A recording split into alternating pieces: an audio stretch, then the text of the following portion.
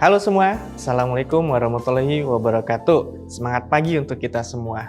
Yap, ketemu lagi dengan saya Armanda Ridho Pratama, tetap di mata kuliah yang sama yaitu pengelolaan tata hidang. Nah, minggu kemarin kita sudah membahas terkait tentang F&B Department atau Food and Beverage Department. Nah, sekarang kita akan membahas terkait pramusaji. Penasaran? Mari kita simak videonya. Pernahkah Anda pergi ke restoran? Untuk yang pernah, pasti Anda mengetahui kalau di sana itu ada pelayan-pelayan yang ganteng-ganteng dan cantik-cantik yang sering menghampiri kita. Yap, itu namanya adalah pramusaji. Pramusaji atau waiter adalah seorang yang mempunyai tugas dan tanggung jawab melayani kebutuhan makan dan minum bagi para tamu secara profesional. Mereka sangat berperan dalam memberikan kepuasan kepada pelanggan yang secara tidak langsung tentu akan memberikan keuntungan bagi perusahaan. Lewat komunikasi dengan para pelanggan, seorang pramusaji harus dapat segera mendeteksi keinginan dan kebutuhan para pelanggan untuk mewujudkannya. Lalu, bagaimana sih sebenarnya fungsi pramusaji? Salah satu fungsi pramusaji adalah sebagai penyaji hidangan, di mana tamu akan dibantu untuk memilih menu serta menjelaskannya, sehingga tamu merasa lebih mudah dalam memilih menu yang akan dipesan. Oke, selanjutnya, kalau misalkan kita main ke warung biasa dengan restoran, apakah ada pelayan? Yap, tentu ada. Lalu pertanyaannya, apakah ada perbedaan? Pastinya ada. Nah, perbedaan-perbedaan itu merupakan syarat-syarat pramusaji yang profesional, seperti di hotel dan restoran. Ada beberapa syarat-syarat. Yang pertama, kita lihat dulu dari syarat fisik.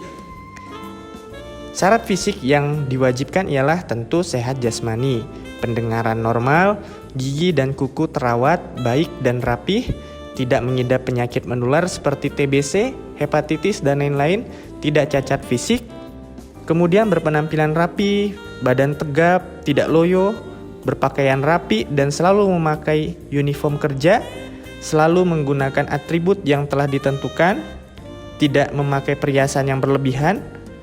Lalu untuk khusus wanita, tentu menggunakan make up yang disesuaikan dengan situasi dan kondisi lingkungan. Untuk laki-laki, tidak memelihara kumis dan jenggot serta rambut tidak gondrong.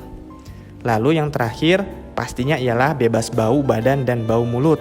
Tentu hal ini menjadi hal yang sangat penting, karena kalau misalkan bebas atau bau badan dan bau mulut, kira-kira siapa yang bakal mau makan di sana? Syarat selanjutnya ialah syarat non-fisik. Syarat non-fisik ini meliputi kesehatan jiwa. Ya, seperti sehat rohani, tidak mengalami gangguan jiwa, kekacauan mental, emosional, dan tidak stres atau frustasi. Nah, jadi di sini walaupun dalam kondisi misalkan nih pramusaji ada di banyak masalah atau lagi problemnya banyak, tentu tidak boleh diperlihatkan di depan tamu. Selanjutnya, syarat non-fisik yang kedua ialah mampu berkomunikasi dengan bahasa yang dimengerti. Nah, uniknya minimal ialah 2 bahasa. Jadi seorang pramusaji yang baik dan profesional minimal memahami 2 bahasa, yaitu bahasa nasional di daerah tersebut, atau kalau di Indonesia berarti bahasa Indonesia. Satunya lagi ialah bahasa Inggris sebagai bahasa internasional. Syarat ketiga ialah bersikap ceria dan murah senyum, sabar, jujur, disiplin, tanggap, terampil, cermat dalam bertindak. Nah, itu tadi syarat-syarat dalam untuk menjadi seorang pramusaji yang profesional. Lalu pada aspek pelayanan ada makna-makna kata yang harus kita pahami, atau itu merupakan suatu keharusan yang harus dilakukan oleh seorang pramusaji. Seperti contoh, seorang pramusaji itu harus memiliki prinsip smile for everyone atau senyum pada semua orang. Nah, yang kedua, excellent with everything we do, atau melakukan yang terbaik dalam segala hal yang kita lakukan. Terus, pramusaji juga harus reaching out to every guest with hospitality, atau mendekati tamu dengan keramah tamahan. Nah, jadi tidak boleh judes tuh seorang pramusaji. Lalu, viewing every guest as special, atau memandang setiap tamu adalah spesial.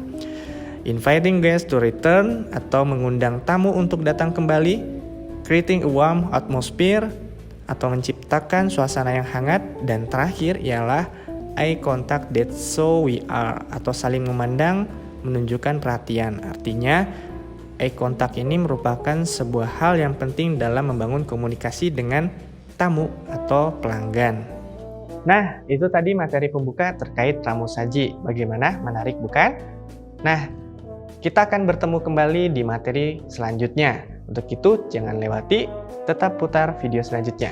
Terima kasih. Assalamualaikum warahmatullahi wabarakatuh.